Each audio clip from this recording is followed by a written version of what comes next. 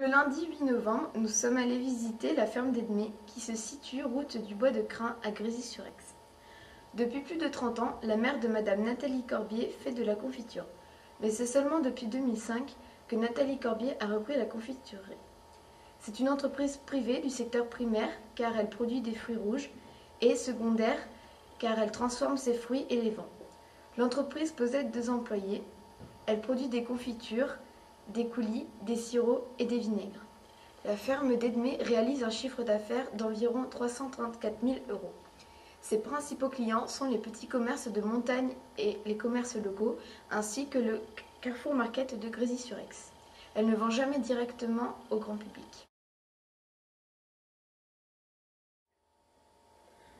Nous allons vous présenter l'historique de la ferme d'Edmé. Cette entreprise a été créée il y a une trentaine d'années par les parents de l'actuelle gérante.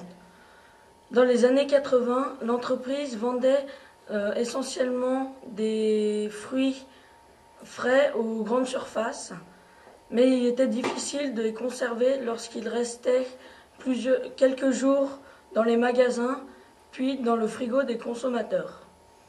Donc cela a causé de nombreuses pertes. Les patrons décidèrent de changer d'environnement pour faire de la confiture et divers autres produits à base de fruits. Aujourd'hui, la société est de moins en moins concurrencée, car les personnes qui pratiquaient ce métier sont pour la plupart des personnages âgés qui partent à la retraite et qui n'ont pas de remplaçants. L'entreprise rencontre beaucoup de succès. Elle n'a pas besoin de faire de la publicité car elle s'est fait connaître par le bouche à oreille. Elle a même du mal à répondre à toutes les demandes.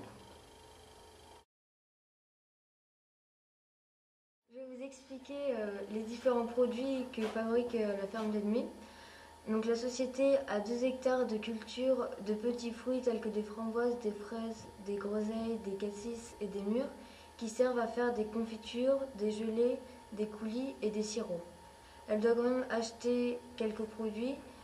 Donc il y a du miel qu'elle achète à un particulier à Ruffieux, des coings et des pommes et des poires à Albertville, des oranges en Tunisie car elles sont cueillies mûres, donc elles sont meilleures et plus sucrées que dans le commerce et elles ne sont pas trop transportées, des figues et des abricots au Maroc, le lait à Santours et la rhubarbe en Pologne. Ils peuvent ramasser des framboises pendant 4 mois. Je vais vous expliquer comment est fabriquée la confiture de la ferme d'Edmé. Pour réaliser la confiture, les fruits sont mis dans une grosse cuve.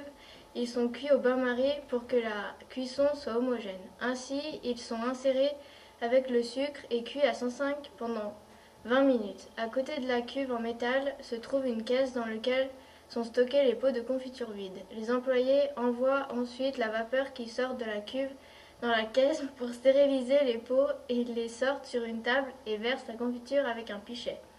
Enfin, ils remettent les pots pleins dans la caisse avec de l'eau chaude pour rincer le reste de la confiture qui coule au bord. Enfin, il faut étiqueter les pots juste avant les commandes car les étiquettes sont personnalisables. La ferme produit 2 marmites de confiture par demi-journée, donc environ 250 500 produits par an. Leurs produits sont stockés et rangés dans un grand hangar, tandis que les fruits sont conservés dans un grand réfrigérateur, produisant tous 70 références.